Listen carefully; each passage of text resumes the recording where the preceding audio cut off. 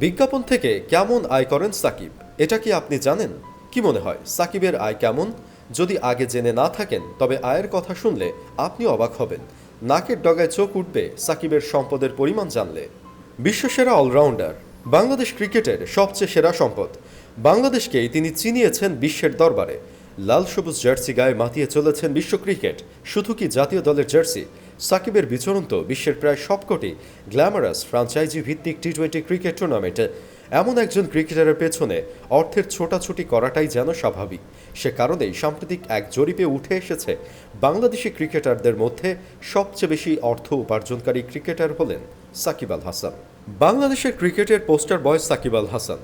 মাঠ ও মাঠের বাইরে বিতর্কিত কর্মকাণ্ডের জন্য বিভিন্ন সময়ে আলোচিতও তিনি।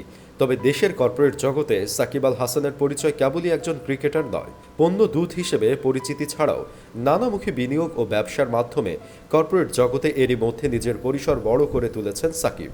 রেস্টুরেন্ট ব্যবসায় বিনিয়োগের মাধ্যমে ব্যবসায়ী হিসেবে হাতে খড়ি সাকিব আল হাসানের। এরপর দ্রুতই নিজের ব্যবসায়িক পরিমণ্ডল বিস্তৃত করেছেন তিনি।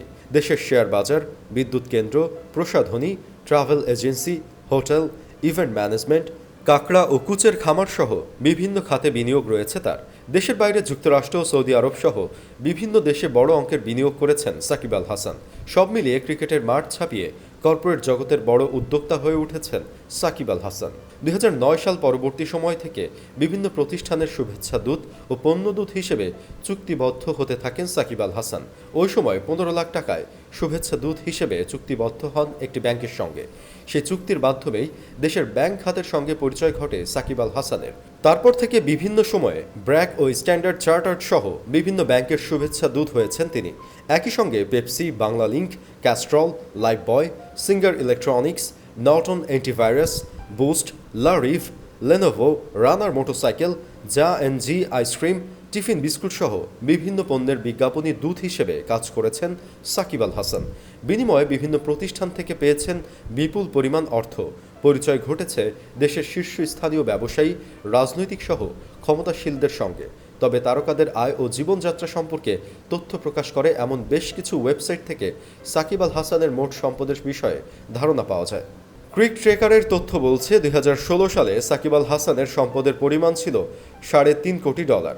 আর ক্লাউড নেট অর্থের হিসাবে 2019 সাল শেষে সাকিবের সম্পদের পরিমাণ ছিল $3.60 কোটি। অন্যদিকে নেট অর্থ আইডিয়ার মতে 2021 সালে সাকিবের সম্পদের পরিমাণ আনুমানিক $4 কোটি। বাংলাদেশি মুদ্রায় যার পরিমাণ প্রায় 340 কোটি টাকা।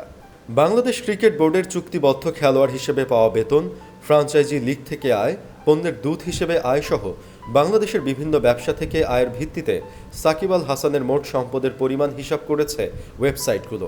আর সর্বশেষ তথ্য অনুযায়ী তার মোট সম্পদের পরিমাণ এখন আনুমানিক $500 কোটি।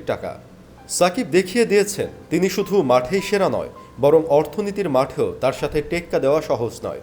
তাই তো সবাই জানে সাকিব এখন আর আগের সাকিব নেই, তার জীবন বদলে গেছে। তার এই ব্যবসায়ী জীবন নিয়েও হয়তো একসময় পৃথিবীবাসী আলোচনা করবে। এই ব্যবসা হয়তো হয়ে উঠবে একদিন রোল মডেল। হোক যত নিন্দে, সাকিব কি সেসব কানে মাখে? সাকিবের চোখ কেবল সামনের দিকে, আর তাকে পেছনে তাকানোর দরকার নেই।